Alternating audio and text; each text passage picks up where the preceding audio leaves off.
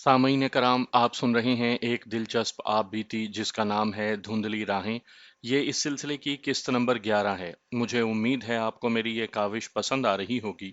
आपने अगर अभी तक मेरा चैनल कहानी घर सब्सक्राइब नहीं किया तो अभी मेरे चैनल को सब्सक्राइब करके बेल नोटिफिकेशन ऑन कर लीजिए ताकि आने वाली हर नई कहानी की इत्तला बर वक्त आप तक पहुंच सके।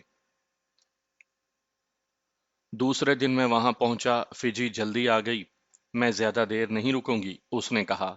मेरे साथ साथ चलो, वो तुमसे मिलना चाहती है। आज शाम हुमायूं के मकबरे से तुम वाकिफ नहीं होगे। मैं तुम्हें बता दूंगी कि वहां तक किस तरह पहुंचना है। मुझे पकड़ने के लिए पुलिस कहाँ मौजूद होगी? मैंने पूछा। हुमायूं के मकबरे में? कहीं भी नहीं, उसने कहा। पुलिस का इंतजाम करने वाला सेठ है। वो रात को भी नहीं आया। शहनाज खुद तो पुलिस का इंतजाम नहीं कर सकती। वो तो मेरे बगैर बाहर नहीं निकल सकती। घर में किसी के साथ बात नहीं कर सकती। मैं उसके साथ रहती हूँ। वो तो रोती है। मैंने उसे कहा कि सिकंदर को मैंने देखा था और उससे मिली भी थी, और वो परेशान होने के बजाय खुश हुई। उसने पूछा कि तुमने बता दिया है कि उसके आने की इत्तला मिल चुकी है? मैंने कहा कि मैंने नहीं बताया। फिर उसने पूछा कि सिकंदर तुम्हें फिर नहीं मिलेगा? मैंने गोल सा जवाब दिया, शायद मिल जाए। सिकंदर, तुम शायद यकीन ना करो। वो ज़ारो कतार रोने लगी। फिर उसने कहा, सिकंदर से कहो कि मुझे कत्ल करने आए हो तो जहां कहोगे आ जाऊंगी, और तुम्हारे हाथों बड़ी खुशी से कत्ल हो जाऊंगी। वो बेताब हो गई और मेरे दोनों कंधों पर हाथ रखकर कहने लगी, मुझे सिकंदर की आहें सजा दे रही हैं। मैं उसके कदमों में सर रखकर माफी मांगूंगी। मैं तुम्हें फिर अच्छी तरह समझा नहीं सकती कि उसकी क्या हालत हो गई थी। मैंने उसे कहा कि मैं तुम्हारी मुलाकात करवा सकती हूँ, मुझे बाहर जाने दो। सिकंदर ने एक जगह बताई थी, शायद वहां मिल जाए। क्या तुमने उसे बता दिया है कि सिकंदर मिल गया तो मुलाकात आज शाम हुमायूं के मकबरे में होगी? मैंने पूछा। नहीं सिकंदर, उसने कहा, मैं उसे इतनी मोहलत नहीं देना चाहती कि वो तुम्हें पकड़वाने का इंतजाम कर सके। वो ऐसा करेगी तो नहीं, फिर भी मैं एहतियात कर रही हूँ। मैं उसे थोड़ी देर पहले कहूंगी कि मेरे साथ आओ। उसने मुझे अच्छी तरह समझा दिया कि मुझे हुमायूं के मकबरे तक ले जाने वाली बस कहाँ मिलेगी। वहां दरवाजे पर इंतजार करना, उसने कहा। शाम 4:30 बजे फिजी चली गई। मैं एक कश्मकश में उलझ गया। फिजी धोखा ना दे जाए। फिजी धोखा नहीं देगी। मुझे शहनाज की मुलाकात के लिए नहीं जाना चाहिए। चला जाऊं, लेकिन मैं उसे बख्शूंगा नहीं। वो मेरी मुजरिम है, मेरे बाप की मुजरिम है। मैंने जाने का फैसला कर लिया। वक्त गुजारने के लिए घूमता फिरता रहा। होटल में खाना खाया और टहलते टहलते पूछते पाछते वहां पहुंच गया जहां मुझे हुमायूं के मकबरे की तरफ जाने वाली बस मिलनी थी। मैं बस में बैठा। अभी बहुत वक्त था, लेकिन मैंने कुछ सोचकर वहां जल्दी पहुंचना चाहा था। बस ने मुझे वहां तक पहुंचा दिया और मैं हुमायूं के मकबरे तक पहुंच गया। मैं दरवाजे से दूर रहा और नज़र दरवाजे पर और उसके सामने के इलाके पर रखी। मुझे तवक्का थी कि पुलिस मौजूद होगी या वक्त पर आ जाएगी। मैं एक खतरा यह भी महसूस कर रहा था कि पुलिस प्राइवेट कपड़ों में ना हो। मैं इस अंदाजे से बाहर ही टहलता रहा कि कोई शक न करे। मेरे नेफे में खंजर था और मैं सोच रहा था कि पुलिस मुझ पर आ पड़ी तो मैं उससे किस तरह भागूंगा। मकबरे के अंदर लोग जा रहे थे, बाहर भी निकल रहे थे। इतने में एक तांगा आया और उसमें से फिजी उतरी। उसके साथ काले बुर्के में शहनाज ही हो सकती थी। चेहरे पर नकाब था। फिजी ने इधर उधर देखा और उसने मुझे देख लिया। वो और काले बुर्के वाली मकबरे के अंदर चली गई। मैं कुछ फासला रखकर उनके पीछे गया। मकबरे का अहाता बहुत ही वसी है। जहां एक कस्बे की आबादी दफन हो सकती है, वहां सिर्फ एक आदमी दफन है। ये तो एक किला है। वो दोनों एक तरफ मुड़ गईं और मैं चौकस होकर उनसे दूर दूर चलता रहा। आगे ऐसी जगह आ गई जहां लोग ना होने के बराबर थे। एक जगह वो रुक गईं। मैं करीब गया तो फिजी वहां से हटकर कुछ दूर जा रुकी। शहनाज ने नकाब उठा दिया। आंसुओं से उसका मुंह धुला हुआ था और आंसू बहे जा रहे थे। मुझे देखकर उसके होंठ कांपे और उसकी सिसकियां निकलने लगीं। वो बैठ गई। मैंने इधर उधर देखा। फिजी खासी दूर टहल रही थी। शहनाज ने मुझे बैठने का इशारा किया और मैं भी बैठ गया। उसके आंसुओं और सिसकियों ने मुझ पर कोई असर न किया। वो बड़ी खूबसूरत लड़की थी। उसका चेहरा उतरा हुआ था, फिर भी वो खूबसूरत लगती थी। लेकिन इतनी अच्छी सूरत को देखकर मुझे जैसे आग लग गई हो। मुझसे इंतकाम लेने आए हो? उसने पूछा। اور تم نے مجھے گرفتار کروانے کے لیے جال بچھایا ہے؟ میں نے طنزیہ لہجے میں پوچھا۔ نہیں سکندر، اس نے سسکیاں لیتے ہوئے کہا، میں تمہارے ہاتھوں قتل ہونے آئی ہوں، میں نے کوئی جال نہیں بچھایا، پھر مجھے کیوں بلایا ہے؟ بخش سکتے ہو تو بخش دو سکندر، اس نے کہا، یا وہ طریقہ بتاؤ کہ میں گناہوں کا کفارہ ادا کر سکوں۔ میں تمہارے ابا جان کی قاتل ہوں۔ اس کی ذہنی حالت اتنی زیادہ بگڑی ہوئی تھی کہ میں کچھ کہنے لگا تو اس نے مجھے روک دیا۔ پہلے میری بات سن لو سکندر، اس نے آنسو بہاتے ہوئے کہا، تم مجھے اپنا دشمن سمجھتے ہو، لیکن تمہیں دیکھ کر مجھے ایسے محسوس ہونے لگا ہے جیسے میرا ایک ہمدرد آ گیا ہے۔ میرے دل اور میری زبان کو تالے لگے ہوئے ہیں، کوئی بھی نہیں جسے میں اپنی سنا سکوں۔ تمہیں اس لیے سنا رہی ہوں کہ تم میرے ساتھ ہمدردی کرو۔ میں اس قابل نہیں رہی کہ میرے ساتھ کوئی ہمدردی کرے۔ میں اپنے گناہوں کا اعتراف کرنا چاہتی ہوں۔ یہ کانٹے میرے وجود کو اور میری روح کو زخمی کرتے رہتے ہیں۔ اگر تمہاری ماں کا یہ تیر نشانے پر نہ بیٹھتا تو نہ تمہارا وجود زخمی ہوتا نہ روح۔ میں نے کہا، سیٹھ ابراہیم کو تم نے موٹا شکار سمجھا تھا، لیکن وہ بہت بڑا شکاری نکلا۔ تمہاری ماں نے اسے بھی میرے ابا جان سمجھ لیا ہوگا۔ خدا نے پکڑ لیا ہے سکندر، اس نے دوپٹے سے آنسو پونچھ کر کہا، لیکن سزا صرف مجھے مل رہی ہے، میری برداشت ختم ہو گئی ہے۔ ماں کو لکھو، میں نے کہا، کہ آؤ اور مجھے چھڑاؤ۔ خط لکھنے کی بھی مجھے اجازت نہیں، اس نے کہا۔ لکھوں گی تو کیا ہوگا؟ وہ جواب دے گی کہ بیٹی صبر کرو، یہاں یہ حال ہے کہ سیٹھ نے میرے ساتھ شادی کی ہی نہیں، بغیر نکاح کے مجھے بیوی بنایا ہوا ہے۔ کہتا ہے، واپس جانا چاہتی ہو تو رقم واپس کر دو اور چلی جاؤ۔ میں کیا کر سکتا ہوں؟ پہلے یہ بتاؤ کہ تم یہاں کیوں آئے ہو، اس نے پوچھا۔ مجھ سے انتقام لینا ہے؟ میں نے کچھ بھی نہ کہا۔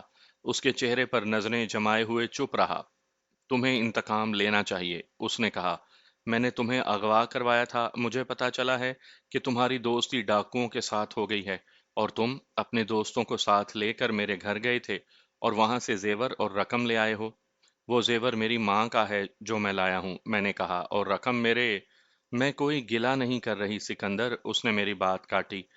میں تو کہتی ہوں کہ میری ماں کے گھر کو آگ لگا دو، اس حرام خور کو زندہ جلا دو۔ میری سنو سکندر، پہلے میری سن لو، مجھے اپنے گناہ اگل لینے دو۔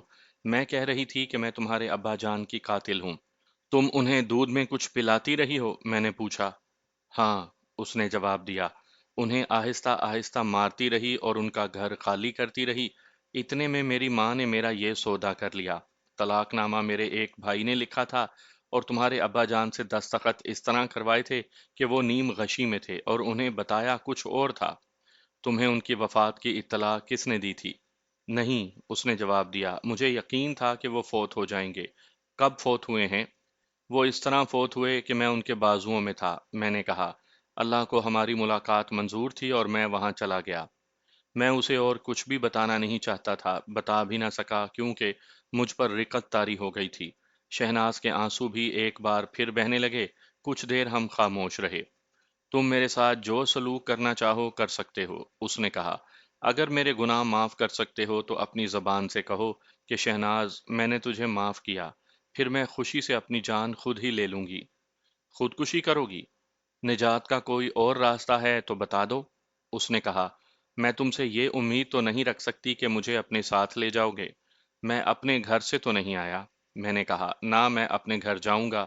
میرا اب کوئی گھر نہیں، کوئی ٹھکانہ نہیں۔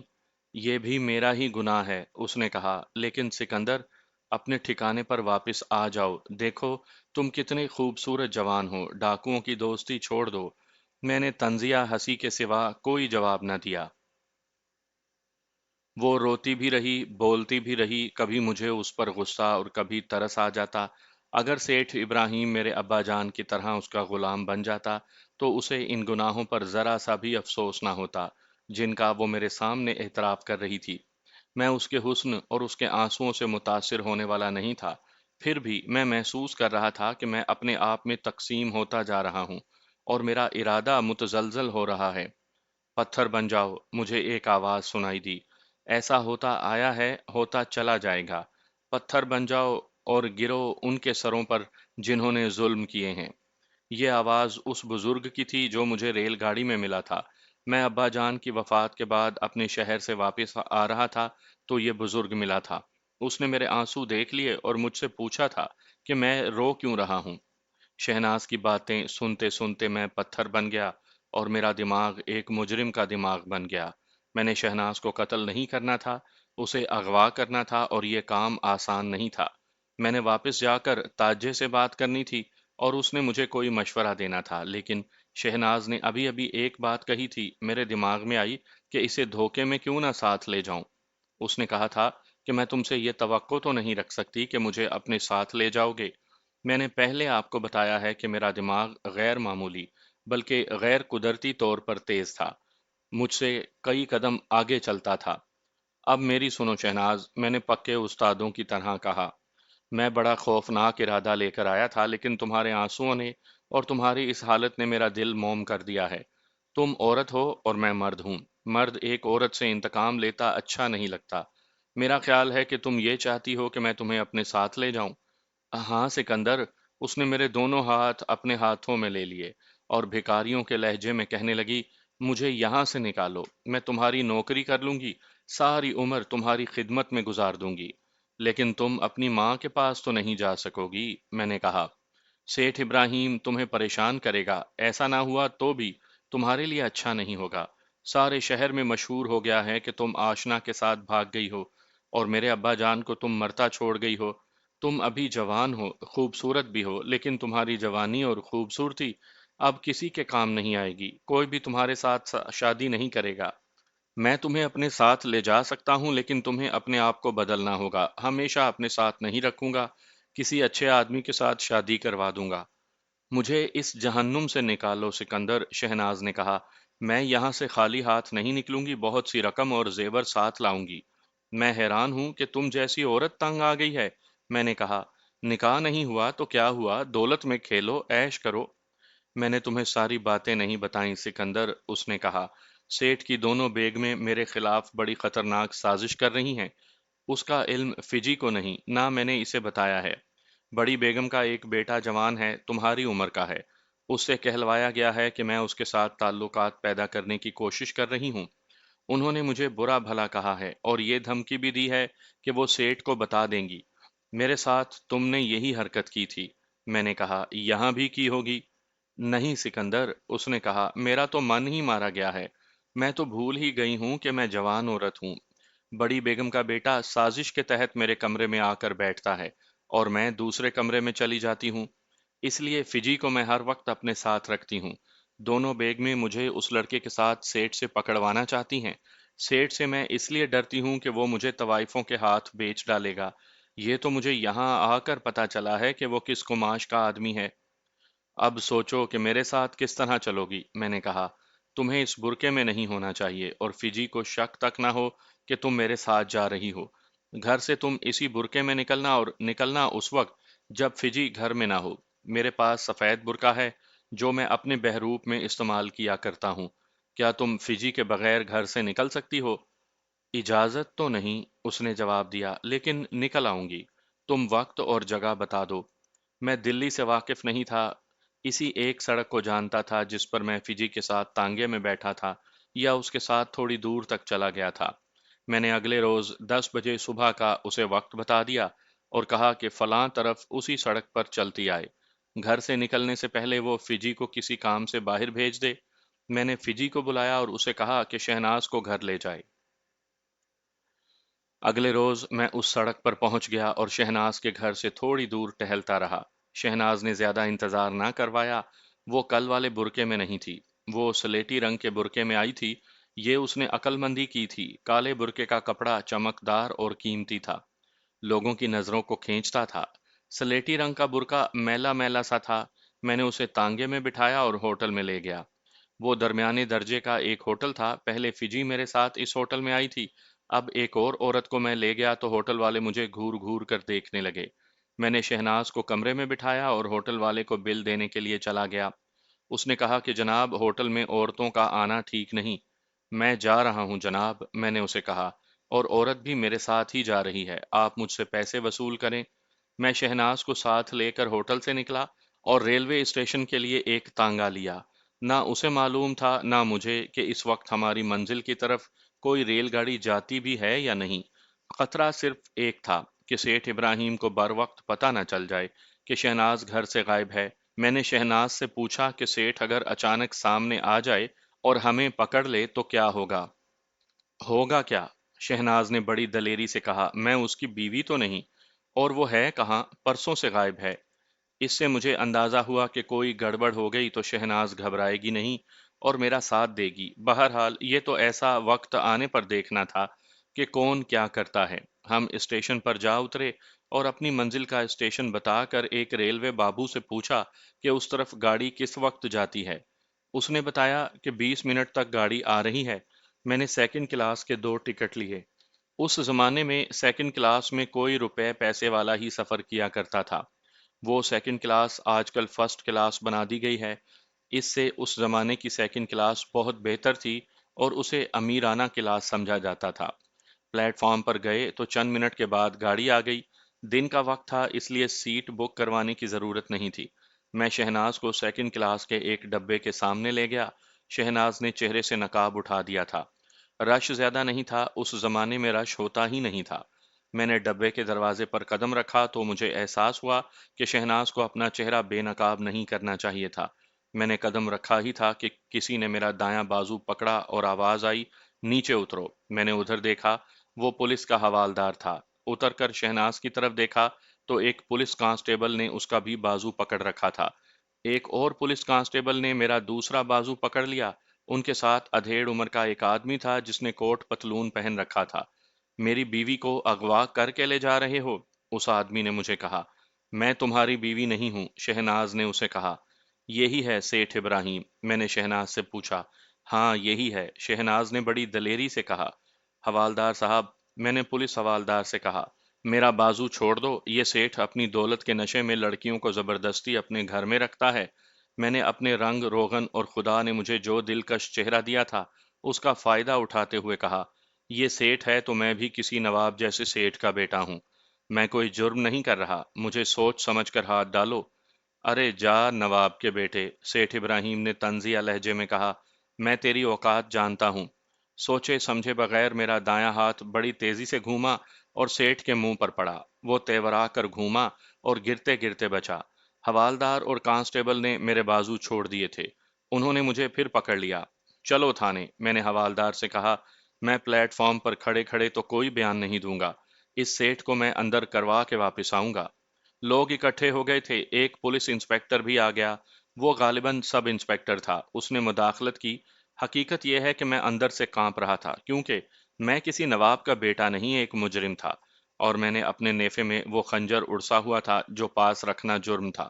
لیکن استاد نے مجھے بتایا تھا کہ ڈر گئے تو مارے گئے۔ لوگوں کے لیے بڑا دلچسپ تماشا بن گیا۔ ایک آدمی کہہ رہا ہے کہ یہ میری بیوی ہے، بیوی کہہ رہی ہے کہ میں اس کی بیوی نہیں، اور ایک آدمی کہہ رہا ہے کہ میں نے اسے اس عصمت فروش آدمی سے آزاد کروایا ہے۔ بہتر ہے آپ لوگ پولیس اسٹیشن چلیں، سب انسپکٹر نے کہا۔ یہاں کھڑے کھڑے تو کوئی فیصلہ نہیں ہو سکتا۔ انسپکٹر صاحب، میں نے کہا، میں تھانے چلتا ہوں، میں اس خاتون کو اغوا کر کے نہیں لے جا رہا، لیکن آپ یہ سوچ لیں کہ میری گاڑی نکلی جا رہی ہے۔ مجھے اور اس خاتون کو اگر پریشان کیا گیا تو میں دلی سے اس وقت نکلوں گا جب اس جعلی سیٹ کو اور ہمیں پریشان کرنے والوں کو اندر کروا دوں گا۔ اس سے یہی پوچھو کہ اس کے پاس نکاح نامہ ہے؟ اگر نکاح نامہ نہیں تو یہی بتا دے کہ نکاح کہاں ہوا تھا، کس نے نکاح پڑھایا تھا، گواہ کون تھا۔ سب انسپکٹر نے سیٹھ کی طرف دیکھا، وہ کچھ کہنے ہی لگا تھا کہ اس نے میری طرف دیکھا۔ میں اسے گھور گھور کر دیکھ رہا تھا۔ اس کے منہ سے اتنا ہی نکلا کہ پولیس اسٹیشن چل کر بات کرتے ہیں۔ ریلوے اسٹیشن سے ذرا ہی دور پولیس اسٹیشن تھا۔ وہاں کا انچارج ایک مسلمان انسپکٹر تھا۔ اس کے سامنے یہ معاملہ پیش ہوا تو اس نے مجھ سے پوچھا کہ یہ لڑکی میری کیا لگتی ہے؟ ہماری آپس میں محبت ہے، میں نے کہا۔ ہم نے شادی کرنی تھی، اس کی ماں رضامند نہیں تھی۔ ایک روز پتا چلا کہ لڑکی گھر میں نہیں ہے۔ راز یہ کھلا کہ اس کی ماں نے اس سیٹ سے رقم وصول کی اور لڑکی کو اس کے حوالے کر دیا۔ میں نے بڑی مشکل سے یہ پتا چلایا کہ لڑکی کہاں ہے۔ مجھے پتا چلا، میں یہاں آ گیا۔ لڑکی کو میں نے اطلاع دی، یہ اپنی مرضی سے میرے ساتھ آ گئی۔ میں نے جو کچھ کہا ہے اسے ثابت کرنے کے لیے اپنے شہر کے گواہ پیش کروں گا۔ پھر میں اس کی دو بیویوں کو یہاں بلواؤں گا جو بیان دیں گی کہ اس شخص نے اس لڑکی کو بغیر نکاح کے گھر میں رکھا ہوا تھا۔ اس سیٹ سے پوچھیں کہ نکاح کہاں پڑھایا گیا تھا، کس نے پڑھا تھا اور گواہ کون کون تھا۔ انسپیکٹر نے شہناز کی طرف دیکھا۔ سکندر نے جو کچھ کہا ہے بالکل سچ کہا ہے، شہناز نے کہا۔ یہ سیٹ مجھے اس وعدے پر لایا تھا کہ دلی جاتے ہی نکاح پڑھا لوں گا۔ 6 مہینے ہو گئے ہیں اس نے مجھ پر پہرے بٹھائے ہوئے ہیں اور نکاح ابھی تک نہیں کیا، اور مجھے اس نے زبردستی اپنی داشتہ بنایا ہوا ہے۔ مجھے کسی بھی عدالت میں لے جائیں، میں بیان دوں گی کہ میں سکندر کے ساتھ خود اپنی مرضی سے جا رہی ہوں۔ کیوں صاحب؟ انسپیکٹر نے سیٹ سے پوچھا۔ کیا آپ شادی کا کوئی تحریری یا زبانی ثبوت پیش کر سکتے ہیں؟ میں کوشش کروں گا، سیٹھ نے کہا۔ میرا خیال ہے نکاح نامہ کہیں گم ہو گیا ہے۔ نکاح خواں کا نام ہی بتا دیں، انسپیکٹر نے کہا۔ میں ابھی اسے بلوا لوں گا، اور مجھے یہ بتائیں کہ آپ ان کے پیچھے ریلوے اسٹیشن تک کیسے پہنچے؟ مجھے جلدی پتا چل گیا تھا کہ لڑکی گھر سے نکل گئی ہے، سیٹھ ابراہیم نے جواب دیا۔ میں بھاگم بھاگ ان کے پیچھے آیا۔ صاحب جھوٹ نہ بولیں، پولیس حوالدار جو ہمارے پیچھے کھڑا تھا بول پڑا۔ اتفاق کی بات ہے کہ میں نے آپ کو اسی گاڑی سے اترتے دیکھا ہے۔ پھر اسٹیشن سے باہر نکلتے آپ نے اپنا ٹکٹ کلیکٹر کو دیا تھا۔ میں نے سیٹھ کی طرف دیکھا، اس کا رنگ پھیکا پڑ گیا تھا۔ میں نے انسپیکٹر سے کہا کہ اگر وہ اجازت دے تو میں سیٹھ سے ایک بات ذرا الگ ہو کر لوں۔ سیٹھ صاحب، انسپیکٹر نے اسے کہا، ایک جھوٹ تو آپ کا یہیں پکڑا گیا ہے۔ اگر مزید ذلیل ہونے کا ارادہ ہے تو میں ان دونوں کے خلاف کارروائی شروع کر دیتا ہوں، لیکن یہ سوچ لیں کہ آپ کا الزام غلط ہوا تو ان کے بجائے آپ حوالات میں بند ہوں گے۔ ان کی بات سن لیں۔ سیٹھ صاحب، میں نے سیٹھ کو کمرے سے باہر لا کر کہا، آپ کو شہناز کی ماں نے لکھا ہے کہ سکندر ہمارے گھر ڈاکوؤں کو لے کر آیا تھا۔ اس نے ٹھیک لکھا ہے۔ آپ مجھے جانتے نہیں۔ اگر پولیس کی اور اپنی دولت کی دھونس جما کر آپ شہناز کو گھر لے گئے تو سمجھ لیجئے کہ آپ کی زندگی زیادہ سے زیادہ 2 دن اور ہے۔ اگر آپ اپنا گھر لٹوانا چاہتے ہیں تو وہ میں آج ہی رات کر کے دکھا سکتا ہوں۔ آپ جھوٹے ہیں، میں آپ کو عصمت فروشی میں پکڑوا سکتا ہوں۔ آپ کی دونوں بیگمات اس انتظار میں ہیں کہ آپ کسی جال میں پھنسیں۔ یہ سوچیں کہ یہ بات مجھے کیسے پتا چلی ہے۔ سیٹھ کا سر جھک گیا اور وہ مجھے کچھ جواب دیے بغیر انسپیکٹر کے کمرے میں چلا گیا۔ میں بھی اس کے پیچھے گیا۔ انسپیکٹر نے اپنے کمرے میں نظر گھمائی، پولیس حوالدار اور تینوں کانسٹیبلوں کو باہر نکال دیا۔ اگر تم واقعی سیٹ ہو تو میری بات سن لو، انسپیکٹر نے کہا۔ میں اس کیس کو یہیں ختم کرنا چاہتا ہوں۔ وجہ یہ ہے کہ تم مسلمان ہو اور میرے دل میں مسلمانوں کا کچھ درد ہے۔ اگر یہ لڑکا اور لڑکی ٹھیک کہہ رہے ہیں تو خاموشی سے کھسک جاؤ، ورنہ بہت پچھتاؤ گے۔ یا کہو کہ شادی کے کاغذات اور دیگر شہادت پیش کر سکو گے۔ بولو کیا کہتے ہو؟ سیٹھ نے سر ہلا دیا اور کمرے سے نکل گیا۔ جاؤ بھائی، انسپیکٹر نے مجھے کہا، جو جی میں آئے کرو، اور ہم دونوں نکل آئے۔ نقصان یہ ہوا کہ گاڑی کبھی کی جا چکی تھی۔ پتا چلا کہ اگلی گاڑی کی روانگی میں 3 گھنٹے لگیں گے۔ اب شہناز بہت خوش تھی۔ میں اپنے متعلق تو نہیں بتا سکتا کہ میں بھی خوش تھا یا نہیں۔ اس بات کی خوشی تو مجھے بھی تھی کہ میں گرفتاری سے یا پولیس اور کچہریوں کے لمبے چکر سے بچ گیا تھا، لیکن شہناز کو میں جس نیت سے اپنے ساتھ لے کر جا رہا تھا اس کے متعلق ابھی میں کچھ نہیں کہہ سکتا تھا۔ میں فطری یا ذہنی طور پر جرائم پیشہ تو نہیں تھا۔ شہناز کو میں انتقامی طور پر خراب کرنا چاہتا تھا، لیکن جس طرح وہ مجھ پر بھروسہ کر رہی تھی، اس سے مجھے شک ہوا کہ میں اسے لے تو جاؤں گا لیکن اپنا ارادہ شاید پورا نہ کر سکوں۔ ہم نے ایک ہوٹل میں کھانا کھایا اور اسٹیشن پر چلے گئے۔ جب گاڑی آئی تو ہم سیکنڈ کلاس کے ایک ڈبے میں بیٹھ گئے۔ اس میں صرف ایک مسافر بیٹھا تھا۔ سیکنڈ کلاس کا ٹکٹ لینے کی ضرورت اس لیے پیش آئی تھی کہ میں شہناز کو اپنے ساتھ ہی رکھنا چاہتا تھا۔ انجن نے جب پہلی وسل دی تو 3 اور مسافر ہمارے ڈبے میں داخل ہوئے۔ ان میں سے ایک کو میں نے ذرا غور سے دیکھا۔ مجھے خیال آیا کہ جب میں اور شہناز ہوٹل میں سے کھانا کھا کر نکلے تھے تو یہ آدمی ہوٹل کے باہر کھڑا تھا۔ جب ہم ریلوے اسٹیشن میں داخل ہوئے تو میں نے پھر اس آدمی کو ایک طرف کھڑے دیکھا۔ وہ ہمیں دیکھ رہا تھا۔ میں جب سیکنڈ کلاس کے ڈبے میں داخل ہوا اور دروازے میں کھڑے ہو کر میں نے پیچھے دیکھا تو یہ آدمی مجھے پھر نظر آیا۔ شاید وہ کھڑا ہمیں دیکھ رہا تھا۔ جب ہم دونوں ڈبے میں سوار ہونے لگے تو وہ تیز تیز ایک طرف چلا گیا۔ اب وہ ہمارے ڈبے میں 2 آدمیوں کے ساتھ آ گیا تھا۔ میں نے تینوں کو دیکھا، ان کے حلیے اور کپڑے سیکنڈ کلاس میں سفر کرنے والے نہیں تھے۔ گاڑی چل پڑی۔ یہ میل ٹرین تھی۔ जिसने छोटे छोटे स्टेशनों पर रुकना नहीं था। गाड़ी की रफ्तार तेज हो गई और दिल्ली का शहर दूर पीछे रह गया। मेरा ख्याल है कि दिल्ली से गाड़ी 25-30 मील दूर हो गई होगी जब उन तीन आदमियों में से एक उठा और मेरे सामने आन खड़ा हुआ। उस वक्त रेलगाड़ी बेयाबान और सुनसान इलाके में से गुजर रही थी। ये लड़की हमारे हवाले कर दो, उसने कहा और शहनाज से कहने लगा, उठो और सामने वाली सीट पर बैठ जाओ। ये सेकंड क्लास का डब्बा था जिसमें आमने सामने दो लंबी सीटें थीं। एक लंबी सीट एक तरफ थी, ऊपर तीन बर्थ थे और दरमियान में जगह खुली थी। मैं समझ गया कि ये तीन आदमी सेठ इब्राहिम के भेजे हुए हैं। 3 घंटों में उसने ये इंतजाम कर लिया था कि अपने गुंडों को भेज दिया और ये आदमी जिसे मैंने 3 बार देखा था, मुझे और शहनाज को देख रहा था कि हम कहाँ जाते हैं और अगर हम सफ़र करते हैं तो कौन से डब्बे में बैठेंगे। ये आदमी मेरे सामने खड़ा था। चूंकि गाड़ी इंतहाई तेज रफ्तारी से जा रही थी, इसलिए पाँव पर खड़ा रहना जरा मुश्किल था। उसने एक हाथ बर्थ पर रखा हुआ था, उसके दोनों साथी अभी सामने वाली सीट पर बैठे हुए थे। मैंने एक लम्हा भी जाया ना किया। मैं तेजी से उठा और उस आदमी के पेट में पूरी ताकत से मुक्का मारा। वो आगे को झुका। मैंने बड़ी फुर्ती से अपने नेफे से खंजर निकाला और उस आदमी के सर पर खंजर का दस्ता बड़ी जोर से मारा। वो गिर पड़ा।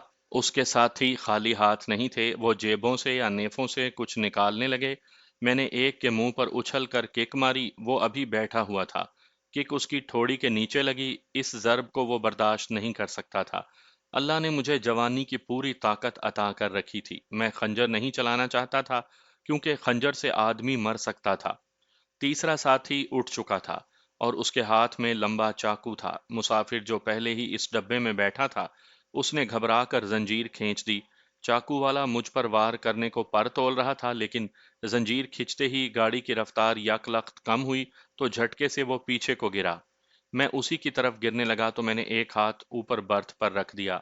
मैंने चाकू वाले की नाक पर पूरी ताकत से मुक्का मारा। वो वार करने के काबिल नहीं था। इतने में गाड़ी रुक गई। जिस मुसाफिर ने जंजीर खींची थी वो इतना डरा हुआ था कि वो दरवाजे की तरफ दौड़ा और उसने दरवाजा खोल दिया। ये तीनों आदमी खुले हुए दरवाजे में से बड़ी तेजी से निकल गए। मुसाफिर जो कोई हिंदू लाला लगता था, नीचे खड़ा शोर मचा रहा था। गार्ड आया तो उस हिंदू मुसाफिर ने उसे बताया कि डब्बे में 3 डाकू किस्म के आदमी आ गए थे और उन्होंने लूटने के लिए हमला कर दिया था। गार्ड ने 3 आदमी भागते देख लिए थे। इस तरह अल्लाह ने हमारी मदद की और शहनाज मेरे हाथ से छिन जाने से बच गई। गार्ड को जब यकीन हो गया कि गाड़ी उन डाकुओं की वजह से रोकी गई थी, तो उसने गाड़ी चला दी। हिंदू लाला जितनी देर गाड़ी में रहा, वो अजीबो गरीब हरकतें और बातें करता रहा। खौफजदगी के मामले में शहनाज की हालत भी गैर हो गई थी। ये हिंदू अगले स्टेशन पर उतर गया। वहां से गाड़ी चली तो मैं और शहनाज अकेले रह गए। खौफजदा औरत उस मर्द को सारी दुनिया का सबसे बड़ा बहादुर आदमी समझती है जो उसकी हिफाजत का मुजाहिरा करे। शहनाज को गालिबन तवक्को नहीं थी कि मैं 3 आदमियों को मार भगाऊंगा। मैंने और कुछ रेलगाड़ी के धक्के ने और उसके बाद हिंदू लाले ने उन बदमाशों को भगा दिया तो शहनाज मुझे हरकुलिस समझने लगी। उसने अचानक मुझे अपने बाजुओं में जकड़ लिया और मेरे सर और चेहरे को दीवानावार चूमने लगी।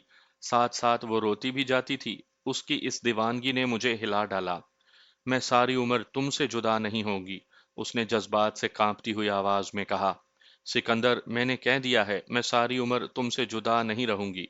उसने मुझ पर भी जज्बातियत तारी कर दी। शहनाज, मैंने उसे जरा परे करके कहा, तुम जो कुछ महसूस कर रही हो वो मैं जानता हूँ, लेकिन मैं औरत के वजूद से जरा दूर ही रहना चाहता हूँ।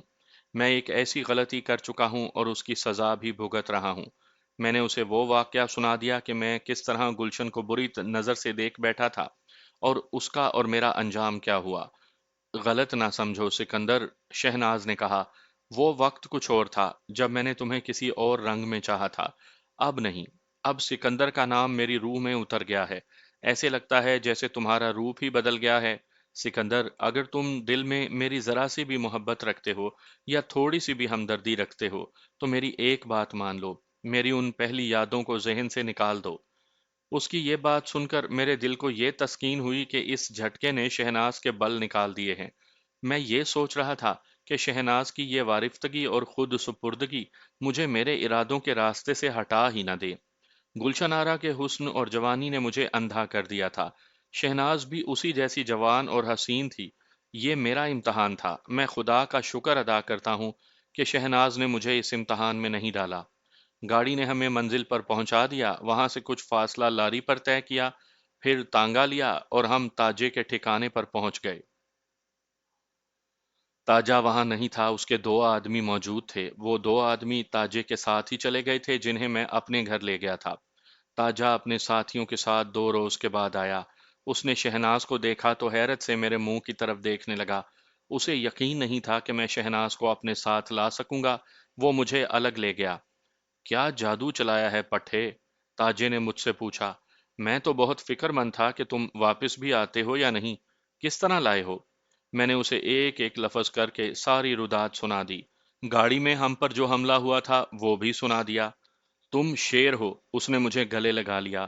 خواجہ صاحب سچ کہتے تھے کہ خدا نے تمہیں ایک فالتو طاقت دی ہے۔ لیکن پٹھے ایک بات سن لو، تم اسے اس لیے لائے ہو کہ اپنے آدمیوں سے اسے خراب کراؤ گے، پھر یہ لوگ اسے کہیں بیچ آئیں گے، لیکن میں ایسا نہیں ہونے دوں گا۔ کیوں استاد؟ اس لیے کہ لڑکی نے اپنے آپ کو تمہاری پناہ میں پھینکا ہے، تاجے نے کہا، اور تم جس طرح سناتے ہو کہ ریل گاڑی میں اس لڑکی نے کس طرح تمہیں بہت بڑا بہادر آدمی سمجھ کر پیار کیا تھا، بلکہ یہ کہو کہ چاٹا تھا، اس سے تو ظاہر ہوتا ہے کہ یہ تمہیں بہت بڑا بہادر آدمی سمجھتی ہے۔ میرے بیٹے، بہادر آدمی دھوکہ نہیں دیا کرتے۔ ہاں، اگر کسی مرد سے انتقام لینا ہوتا تو میں تمہیں خود کہتا کہ میرے سامنے اس کا پیٹ چاک کرو اور اسے باہر پھینک آؤ، لیکن یہ عورت ہے، میں اپنے پیر استاد کو ناراض نہیں کروں گا۔ کیا کہہ رہے ہو استاد؟ میں نے حیرت سے کہا۔ میں اگر اسے اپنا اغوا بخش دوں تو میں تو یہ کبھی نہیں کر سکتا کہ اسے اپنے باپ کا خون بھی بخش دوں۔ اگر میرے شاگرد رہنا چاہتے ہو تو تمہیں باپ کا خون بھی بخشنا پڑے گا، تاجے نے کہا۔ اور میں تمہیں ایک بات اور بتا دیتا ہوں، تم اسے اپنے ساتھیوں کے حوالے کرو گے تو دیکھا دیکھی تمہاری اپنی نیت بھی بگڑ جائے گی۔ مجھے خواجہ صاحب نے بڑی سختی سے کہا تھا کہ اس لڑکے کو عورت، شراب اور دنیا کی ہرس سے دور رکھنا۔ وہ کہتے تھے کہ اس لڑکے نے اپنے آپ کو سنبھال کر رکھا تو اس کی نظریں زمین کا سینہ چاک کر کے چھپے ہوئے خزانے بھی دیکھ لیں گی۔ میں تمہیں تباہی سے بچانا چاہتا ہوں، سچ بات ہے سکندر، میں اپنے آپ کو بھی بچانا چاہتا ہوں، لیکن لڑکی بہت خوبصورت ہے۔ میں نے اس سے زیادہ خوبصورت لڑکیاں دیکھی ہیں، لیکن اس میں معلوم نہیں کیا کشش ہے، جادو سا لگتا ہے سکندر، میں اسے یہاں رہنے ہی نہیں دوں گا۔ میں نے تاجے کو بتایا نہیں تھا کہ میں ایک عورت کے پیچھے اپنے آپ کو تباہ کر چکا ہوں۔ میں نے گناہ کا صرف ارادہ کیا تھا۔ گلشن دریا میں کود نہ جاتی اور میں گناہ کر بیٹھتا تو معلوم نہیں میرا کیا حال ہوتا اور میں کس انجام کو پہنچتا۔ صرف ارادہ کرنے اور گلشن کے پیچھے بھاگنے سے ہی میں اپنے مقام سے گر پڑا اور مجھ پر خوف طاری ہو گیا۔ یہ تو میری عقل تھی جو مجھے راستے دکھا رہی تھی، یا تاجے کی استادی تھی جو مجھ پر اپنا رنگ چڑھا رہی تھی، ورنہ میں تو ختم ہو گیا تھا۔ مان لیا استاد، میں نے تاجے سے کہا، مان لیا کہ شہناز کو یہاں نہیں رکھیں گے، لیکن اسے کریں گے کیا؟ کہاں غائب کریں گے؟ میں تمہارے حکم کے خلاف تو نہیں چلوں گا۔ کسی اچھے آدمی کے ساتھ شادی کروا دیں گے، تاجے نے کہا۔ میرے ہاتھ میں اچھے اچھے لوگ ہیں استاد، میں نے کہا۔ جب میں اسے اغوا کرنے دلی جانے لگا تھا تو مجھے اس وقت روک لیا ہوتا، مجھے خراب کرنا تھا۔ ہاں پٹھے، تاجے نے کہا لگا کر کہا، میں تمہیں خراب کرنا چاہتا تھا۔ تمہارا اکیلے اتنی دور جانا بہت ضروری تھا۔ یہ راستے جو تم دیکھ آئے ہو، تمہیں میرے سہارے کے بغیر دیکھنے تھے۔ اسے ٹریننگ اور تجربہ کہتے ہیں۔ تم نے گاڑی میں جس طرح 3 آدمیوں کا مقابلہ کیا ہے، اس سے مجھے تسلی ہو گئی ہے۔ دوسری بات یہ تھی کہ مجھے یقین ہی نہیں تھا کہ تم شہناز تک پہنچ جاؤ گے، اور اگر پہنچ بھی گئے تو واپس آؤ گے اور مجھے کہو گے کہ 2 4 آدمی دو، پھر میں سوچوں گا کہ کیا کروں۔ تم نے تو کمال ہی کر دکھایا اور میرے لیے مصیبت کھڑی کر دی ہے۔ اسے کہاں رکھیں؟ ساتھ والے کمرے میں، تاجے نے جواب دیا۔ میں خود اس پر نظر رکھوں گا۔ یہ اپنے ساتھ کچھ رقم یا زیور لائی ہے؟ نہیں، میں نے جواب دیا، لانا چاہتی تھی لیکن ڈر گئی اور نہیں لائی۔ خوش قسمت ہو پٹھے، تاجے نے کہا، اگر لے آتی تو سیٹھ تم دونوں کو چوری میں پکڑوا دیتا۔ چلو، اچھا ہوا، اب اسے بخش دو اور خون کا بدلہ خون دل سے نکال دو۔ کیا بھیڑیا بھیڑوں کا رکھوالا ہو سکتا ہے؟ تاجا بھیڑیا تھا، لیکن وہ بعض بھیڑوں کی رکھوالی کیا کرتا تھا۔ آج کے دور کے لوگ شاید حیران ہوتے ہوں گے کہ ایک ڈاکو کا یہ کردار تھا۔ ان کی حیرت بجا ہے۔ آج کل بھیڑیے بھیڑوں کی کھالیں پہنے ہوئے ہیں اور بھیڑوں کی نمائندگی کرتے ہیں، دھوکہ دیتے اور شکار کھیلتے ہیں۔ میں شاید پہلے بتا چکا ہوں کہ میں جس زمانے کی بات کر رہا ہوں، اس زمانے میں ڈاکہ زنی ایک پیشہ تھا، اور ان پیشہ وروں کے کچھ اصول تھے۔ وہ اس طرح نہیں کرتے تھے کہ راستے میں کوئی اکیلا مسافر مل گیا تو اسے لوٹ لیا، یا کسی گھر میں دیکھا کہ مرد کوئی نہیں اور عورتیں اور بچے ہیں تو انہیں خنجر اور پستول دکھا کر لوٹ لیا۔ وہ بسوں اور ریل گاڑیوں کے مسافروں کو بھی نہیں لوٹتے تھے۔ وہ بڑے موٹے شکار پر ہاتھ ڈالتے اور اس مال میں سے غریبوں کا حصہ نکالتے تھے۔ تاجا جس گاؤں میں رہتا تھا اس گاؤں کا وہ نواب نہیں تھا۔ سب جانتے تھے کہ تاجا ڈاکو ہے، لیکن سب نظر رکھتے تھے کہ پولیس کو کسی طرح اطلاع مل جائے کہ تاجا یہاں ہے، اور پولیس چھاپا مارنے آ جائے تو تاجے اور اس کے ساتھیوں کو قبل از وقت اطلاع دے دیں۔ نمبردار سرکاری حیثیت رکھتے تھے، لیکن وہ بھی گاؤں میں آتے ہوئے ڈاکو کی حفاظت کرتے تھے اور ڈاکو گاؤں والوں کا خیال رکھا کرتے تھے۔ تاجا اشتہاری مجرم تھا اور اس کی سر کی قیمت 10,000 روپے تھی، یعنی حکومت نے اسے زندہ یا مردہ پکڑنے والے کو 10,000 روپے دینے کا اعلان کر رکھا تھا۔ یہ سب کو معلوم تھا کہ لیکن کوئی بھی اس انعام کے لالچ میں نہیں آتا تھا۔ ڈاکوؤں اور دیہاتیوں کے باہمی تعاون کے علاوہ دیہاتی یہ خطرہ بھی محسوس کرتے تھے کہ انہوں نے کسی ڈاکو کو پکڑوا دیا تو اس کے ساتھی انتقام لیں گے۔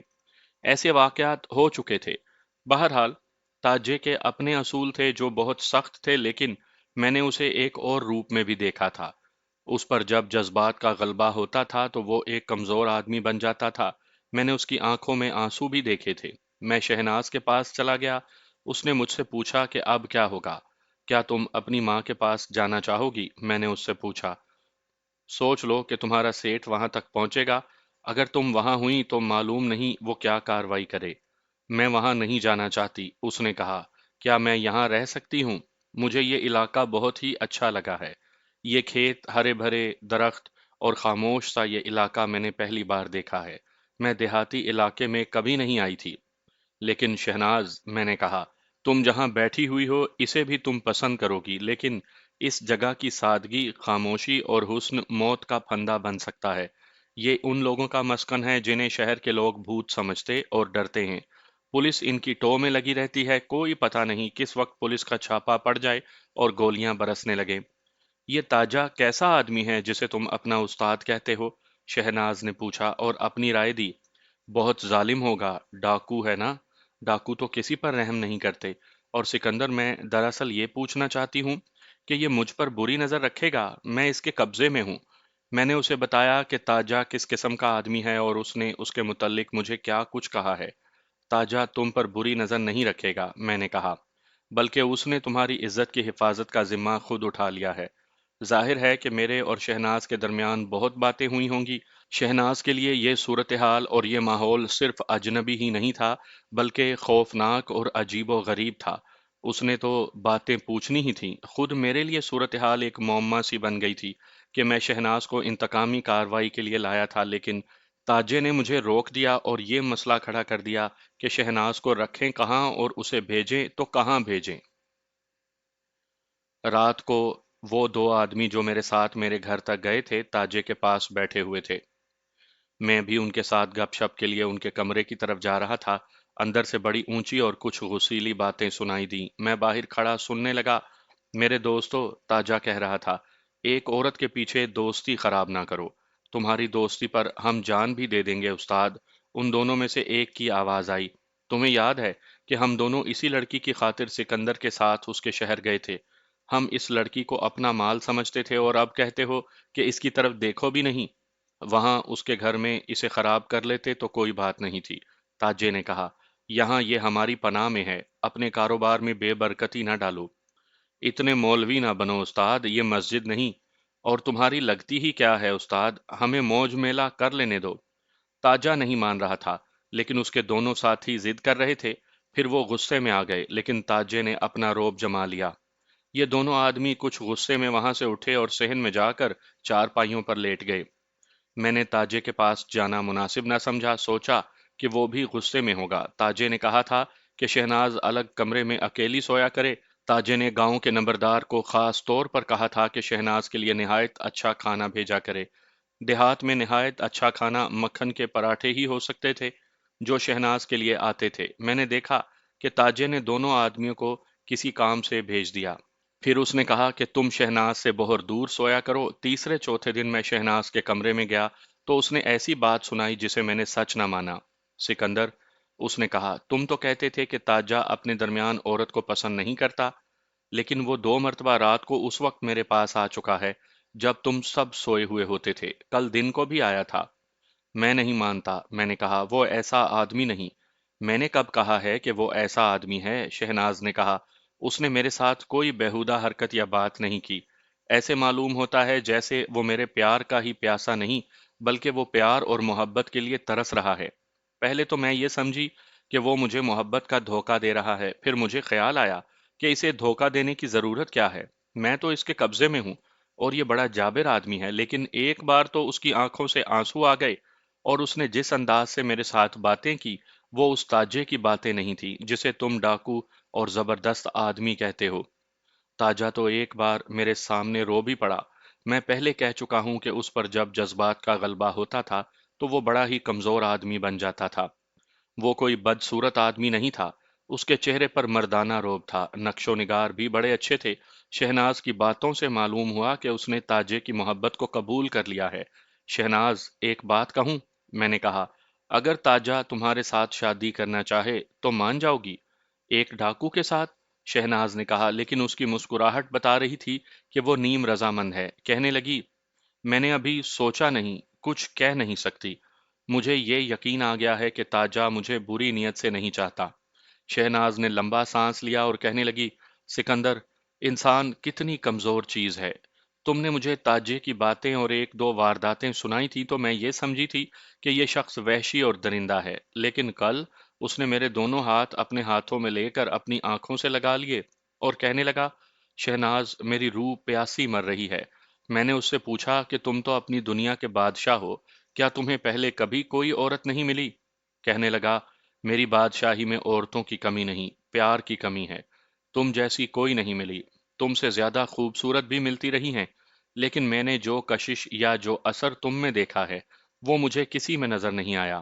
میں سمجھا تھا کہ میرے اندر پیار کے چشمے خشک ہو گئے ہیں، لیکن تمہیں دیکھ کر وہ پھر پھوٹ پڑے ہیں۔ اگر مجھے تمہارے جسم کی ضرورت ہوتی تو یہ تو کوئی مسئلہ ہی نہیں تھا، مجھے تمہارے پیار کی ضرورت ہے۔ یہ سن کر مجھے خوشی ہوئی کہ تاجہ شہناز کو چاہنے لگا ہے اور اس طرح ہمارا یہ مسئلہ حل ہو جائے گا کہ شہناز کا کیا کیا جائے، لیکن میں یہ نہیں جانتا تھا کہ تاجے کا پیار کیا رنگ لائے گا اور یہ رنگ خون کا ہوگا۔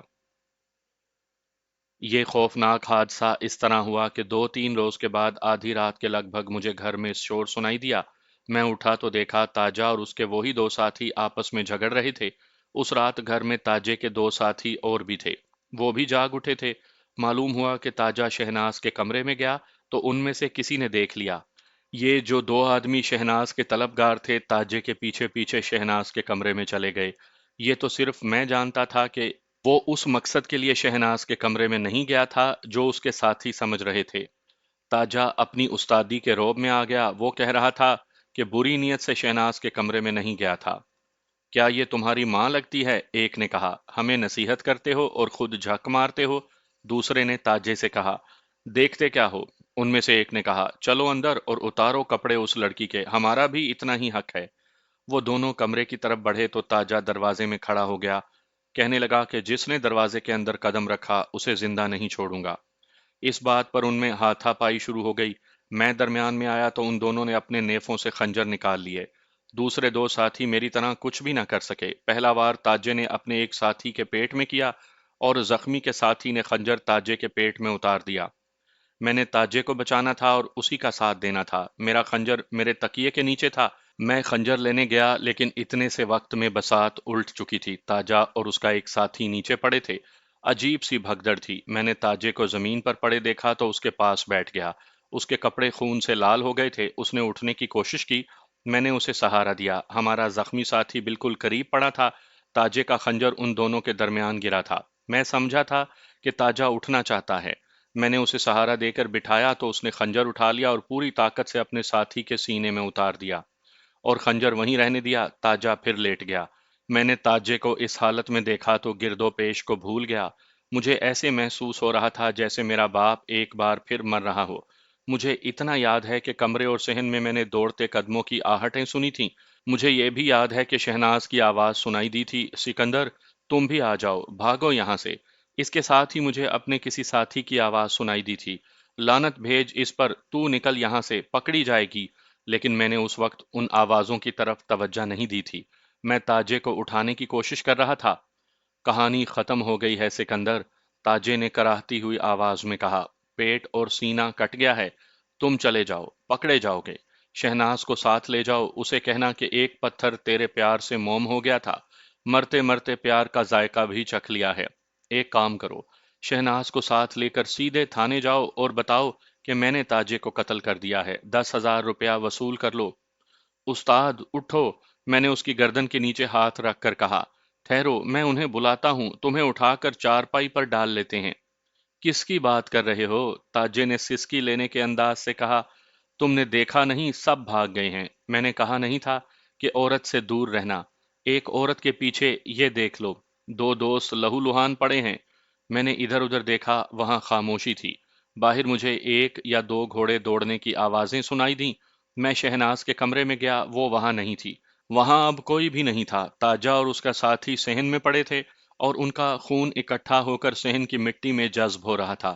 میں نے دونوں کو باری باری دیکھا، دونوں مر چکے تھے۔ لیکن میں ماننا نہیں چاہتا تھا کہ تاجا بھی مر سکتا ہے۔ وہ میرے لیے عظیم ہستی تھی۔ میں اس کے پاس بیٹھ گیا اور اسے پکارنے لگا۔ میرے کندھے پر کسی نے ہاتھ رکھا، میں نے اوپر دیکھا، دو آدمی کھڑے تھے۔ ایک کو میں جانتا تھا، وہ اس گاؤں کا نمبردار تھا، دوسرا بھی اسی گاؤں کا آدمی ہوگا۔ اٹھو لڑکے، نمبردار نے مجھے کہا، یہاں سے نکل جاؤ۔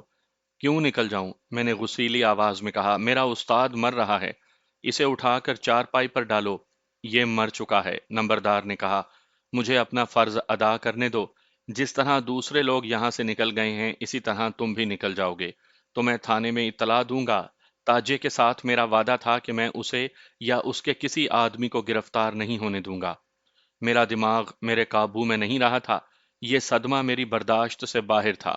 تاجا اگر مر بھی گیا تھا تو میں اس کا ساتھ نہیں چھوڑ سکتا تھا۔ شہناز اگر چلی گئی تھی تو مجھے اس کا کوئی غم نہیں تھا۔ نمبردار مجھے زبردستی اٹھا رہا تھا لیکن میں نہ اٹھا۔ پاگل مت بنو لڑکے، نمبردار نے کہا۔ میں نمبردار ہوں، یہ میری ڈیوٹی ہے کہ تھانے میں اطلاع دوں کہ میرے گاؤں میں دو لاشیں پڑی ہیں۔ مجھے وہاں جھوٹ بولنا پڑے گا کہ یہ لوگ معلوم نہیں کس طرح یہاں آ گئے تھے اور کیوں آپس میں لڑ جھگڑ کر مارے گئے ہیں۔ جاؤ، جاؤ، میں نے چلا کر کہا، جہنم میں جاؤ، جو جی میں آئے کرو۔ اگر تاجا مر گیا ہے تو میں اسے دفن کر کے یہاں سے نکلوں گا۔ نمبردار کی جان پر بنی ہوئی تھی، وہ سرکاری آدمی تھا، اس کا تھانے جانا ضروری تھا۔ میں اپنی ضد پر اڑا ہوا تھا۔ اس نے اور انتظار نہ کیا اور چلا گیا۔ مجھے یاد نہیں کتنا وقت گزر گیا ہوگا، اتنا یاد ہے کہ رات گزر گئی تھی۔ میں ابھی تک تاجے کی لاش پر ہاتھ پھیرتا اور روتا تھا۔ اس کا ساتھی قریب ہی مرا پڑا تھا، تاجے کا خنجر اس کے سینے میں دستے تک اترا ہوا تھا۔ سورج نکل آیا لیکن میں نے اس کی تپش محسوس نہیں کی۔ آپ اس سے اندازہ کر سکتے ہیں کہ میں وہاں کتنی دیر بیٹھا رہا تھا۔ اچانک دو آدمیوں نے پیچھے ہو کر مجھے اٹھایا۔ میں نے دیکھا وہ پولیس کے باوردی آدمی تھے۔ وہ مجھے صحن میں کھرلی کے قریب لے گئے۔ اسے ہتھ کڑی لگا لو، یہ شاید تھانے دار کی آواز تھی۔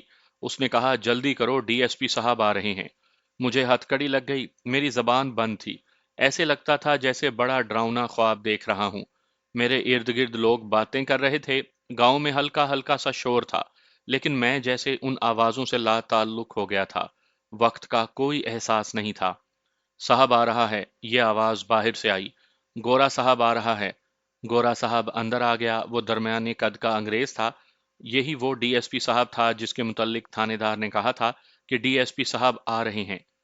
میں نے کسی انگریز کے ساتھ کبھی بات نہیں کی تھی۔ میں انگریزی نہیں بول سکتا تھا اور میرا خیال تھا کہ وہ اردو نہیں بول سکے گا، لیکن وہ بولا تو پتہ چلا کہ وہ تو مجھ جیسی اردو بول سکتا ہے۔ تم ان کے ساتھی ہو؟ ڈی ایس پی نے مجھ سے پوچھا۔ میں نے سر ہلا کر بتایا کہ میں ان کا ساتھی ہوں۔ تاجے کی لاش کون سی ہے؟ اس نے پوچھا۔ میں نے اشارے سے بتایا۔ وہیں دو پلنگ بمائے بستر آ گئے، ان کے ساتھ تین چار کرسیاں اور چھوٹی سی ایک میز بھی آ گئی۔ ڈی ایس پی ایک کرسی پر بیٹھ گیا اور اس نے اشارہ کیا کہ مجھے اس کے سامنے پیش کیا جائے۔ مجھے اس کے سامنے کھڑا کر دیا گیا، صرف ایک کانسٹیبل میری ہتھ کڑی پکڑ کر کھڑا رہا اور باقی سب باہر نکل گئے۔ تم سچ بولو گے؟ ڈی ایس پی نے پوچھا۔ ہاں صاحب، میں نے جواب دیا، جھوٹ بولنے کی کوئی ضرورت ہی نہیں۔ میری آنکھوں میں آنسو آ گئے۔ ڈی ایس پی نے مجھے کرسی پر بٹھا دیا اور میرے لیے پانی منگوایا۔ پورا بیان دو، ڈی ایس پی نے کہا۔ صاحب بہادر، میں نے کہا، آپ تنگ تو نہیں آ جائیں گے؟ میرا بیان بہت لمبا ہے۔ تم 10 دن بولتے رہو، ڈی ایس پی نے کہا، ہم تسلی سے سنیں گے۔ میں نے بولنا شروع کر دیا۔ میں نے اپنا بیان اس دن سے شروع کیا جس دن شہناز میری سوتیلی ماں بن کر آئی تھی۔ اپنے اغوا کا اور فرار کا پورا واقعہ سنایا۔ طوفان میں جس طرح مجھے فجی ملی تھی وہ بھی سنایا۔ نواب کے محل میں جو کچھ بھی ہوا اور میں جس طرح وہاں سے نکلا وہ سب بیان کیا۔ پھر میرا باپ جس طرح مرا اور میں جس طرح شہناز کی ماں کے گھر گیا وہ بھی کہہ سنایا۔ دلی جانے اور شہناز کو ساتھ لانے اور سیٹھ کے راستے میں آ جانے کا قصہ بھی سنا دیا، اور جس طرح تاجہ مارا گیا وہ بھی بیان کیا۔ میں نے اسے یہ بھی بتایا کہ شہناز نے مجھے تاجے کی محبت کن الفاظ میں سنائی تھی۔ میں دیکھ رہا تھا کہ ڈی ایس پی بڑی توجہ سے میرا بیان سن رہا تھا، اور اس دوران اس نے میرے لیے دودھ منگوایا اور مجھے پلایا۔ تم کبھی تاجے کے ساتھ کسی واردات میں شامل ہوئے ہو؟ ڈی ایس پی نے پوچھا۔ نہیں صاحب۔ ہم کیسے یقین کریں گے؟ ڈی ایس پی نے پوچھا۔ صاحب بہادر، میں نے کہا، اگر میں بے ایمان ہوتا تو فوراً تھانے پہنچتا اور تاجے کے سر کی قیمت 10,000 روپیہ وصول کر لیتا۔ میں کہتا کہ تاجے کو میں نے قتل کیا ہے اور اس کے ساتھی کو بھی۔ اس کے بعد پولیس کی اپنی کچھ کارروائیاں تھیں، کئی لوگوں کے بیان لیے گئے۔ مجھے آج بھی نمبردار کا افسوس ہوتا ہے کہ میں اسے بچا نہ سکا۔ بیان دیتے وقت مجھ پر ایسی جذباتی کیفیت طاری ہو گئی تھی کہ مجھے خیال ہی نہ رہا کہ میں بجائے یہ کہنے کے کہ ہم سب رات کو یہاں آئے تھے، میں نے یہ کہہ دیا کہ ہم بہت دنوں سے یہاں ہیں۔ بہت بعد میں خیال آیا کہ میں نے نمبردار کو مروایا ہے۔ سورج غروب ہونے سے کچھ پہلے مجھے ہتھ کڑیوں میں ڈی ایس پی اپنے ساتھ لے گیا۔ وہاں سے تھانہ 8 میل دور تھا۔ تھانہ لے جا کر ڈی ایس پی نے مجھ سے ایک بات اور پوچھی، تب مجھے اپنی غلطی کا احساس ہوا۔ میں نے اسے مالوا ڈاکو کے ٹھکانے سے فرار کی کہانی سنائی تھی۔ مالوا ڈاکو کون سے گاؤں میں ہے؟ ڈی ایس پی نے پوچھا۔ معلوم نہیں صاحب، میں نے حاضر دماغی سے جواب دیا۔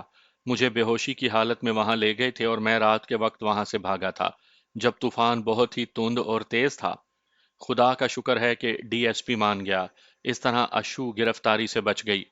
15-20 دن مجھے پولیس کی حراست میں رکھا گیا، کبھی تھانے کی حوالات میں رکھتے، کبھی پولیس ہیڈ کوارٹر لے جاتے، اور 2-3 راتیں سی آئی ڈی کی حوالات میں گزر جاتی تھیں۔ مجھے یاد نہیں کہ کتنے پولیس افسروں نے میرے بیان لیے، معلوم نہیں پولیس نے کیا کیا کارروائیاں کی۔ آخر میں ہوا یہ کہ مجھے اس ڈی ایس پی کے سامنے لے جایا گیا۔ اس نے میری ہتھ کڑی اتروا دی اور مجھے اپنے سامنے کرسی پر بٹھا لیا۔